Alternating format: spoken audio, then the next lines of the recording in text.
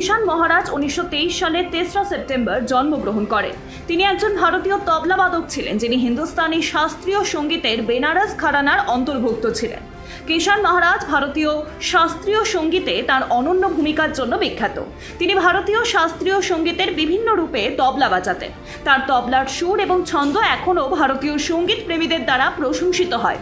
পণ্ডিত কিষাণ মহারাজ ভারতীয় সঙ্গীতে তার অবদানের জন্য সঙ্গীত নাটক একাডেমি পুরস্কার সহ বেশ কয়েকটি পুরস্কারও পেয়েছেন।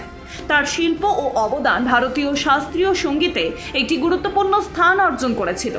পণ্ডিত কিষাণ মহারাজ 2008 সালের 4 মে বারাণসীর কাছে খাজুরিতে 84 বছর বয়সে মারা যান।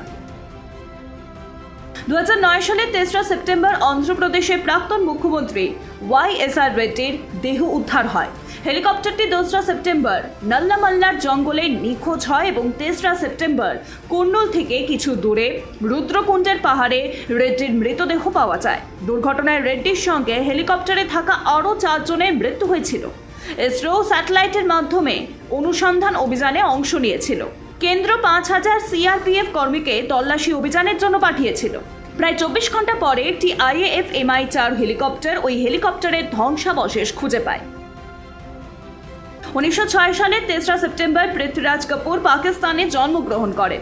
তিনি ভারতীয় চলচ্চিত্র এবং থিয়েটারের একজন শীর্ষস্থানীয় অভিনেতা এবং প্রযোজক ছিলেন। অল্প বয়সেই তার নাটক এবং অভিনয়ের প্রতি গভীর আগ্রহ গড়ে ওঠে। পৃথ্বীরাজ কাপুর 1928 সালে দো ধারি তলওয়ার নামে একটি নির্বাক চলচ্চিত্রের মাধ্যমে তার চলচ্চিত্র কর্মজীবন শুরু করেন।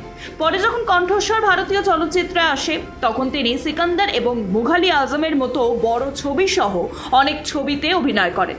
1944 সালে পৃথ্বীরাজ কাপুর পৃথ্বী থিয়েটার প্রতিষ্ঠা করেন। এই সংস্থার মূল উদ্দেশ্য ছিল ভারতীয় সমাজের সচেতনতা এবং সাংস্কৃতিক অগ্রগতির প্রচার করা। তার থিয়েটারে সামাজিক সমস্যা, দেশপ্রেম এবং মানবিক মূল্যবোধের উপর ভিত্তি করে নাটক উপস্থাপিত হয়েছিল। ভারতীয় চলচ্চিত্রে তার অবদানের জন্য 1969 সালে ভারত সরকার তাকে পদ্মভূষণে ভূষিত করে। 1971 সালে তাকে ভারতীয় চলচ্চিত্রের সবচেয়ে মর্যাদাপূর্ণ পুরস্কার দাদা সাহেব ফালকে পুরস্কার দেওয়া হয়। পৃথ্বীরাজ কাপুর 1972 সালের 29 মে মারা যান। 1783 সালে 3রা সেপ্টেম্বর মার্কিন যুক্তরাষ্ট্র এবং ব্রিটেনের মধ্যে প্যারিস চুক্তি স্বাক্ষরিত হয়, যার অধীনে মার্কিন যুক্তরাষ্ট্রের একটি স্বাধীন জাতি হিসাবে স্বীকৃতি দেওয়া হয়েছিল। এই চুক্তির পর আমেরিকা ব্রিটেনের ঔপনিবেশিক শাসন থেকে স্বাধীনতা লাভ করে। প্রকৃতপক্ষে 1760-এর দশক থেকে ব্রিটেনের বিরুদ্ধে মার্কিন উপনিবেশগুলিতে অসন্তোষ বৃদ্ধি পাচ্ছিল। আমেরিকান উপনিবেশবাদীদের ব্রিটিশ সরকার কর্তৃক আরোপিত কর এবং নীতিগুলিকে প্রতিহত করে, যার ফলে 1775 সালে আমেরিকান বিপ্লব শুরু হয়। 1776 সালে 4 জুলাই আমেরিকার 13টি উপনিবেশ ব্রিটেনের কাছ থেকে তাদের স্বাধীনতা ঘোষণা করে। এরপরে চলে দীর্ঘ লড়াই। 1783 খ্রিস্টাব্দের এই দিনে ব্রিটেন এবং মার্কিন যুক্তরাষ্ট্রের মধ্যে প্যারিস চুক্তি স্বাক্ষরিত হয়।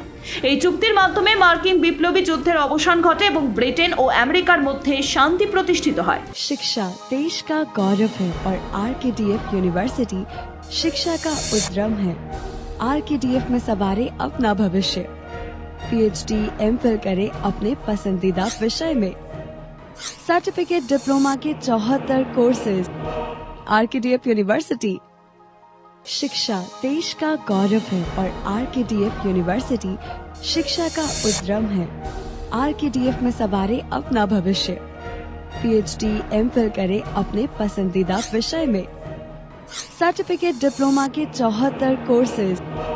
RKDF university. शिक्षा देश का गौरव है और RKDF यूनिवर्सिटी शिक्षा का उद्यम है। RKDF में सवारे अपना भविष्य। PhD MPhil करे अपने पसंदीदा विषय में। सर्टिफिकेट डिप्लोमा के 74 कोर्सेज। RKDF university. 2013 সালে 3রা সেপ্টেম্বর মাইক্রোসফট নোকিয়ার মোবাইল ফোন এবং পরিষেবা বিভাগ অধিগ্রহণ করে। মাইক্রোসফট $7.2 বিলিয়ন ফিনল্যান্ডের কোম্পানি নোকিয়া কর্পের মোবাইল ফোন ব্যবসা কিনে নেয়। আর এই চুক্তিতে মাইক্রোসফট নোকিয়ার মোবাইল ফোন ব্যবসার জন্য $5 বিলিয়ন প্রদান করে। 2.7 বিলিয়ন মার্কিন ডলারে নকিয়ার পেটেন্ট অধিকার কিনে নেয় মাইক্রোসফট। এই চুক্তির মাধ্যমে নকিয়ার প্রধান নির্বাহী স্টিফেন এলোপ সহ 32,000 জন কর্মী মাইক্রোসফটের কর্মচারী হয়ে ওঠেন।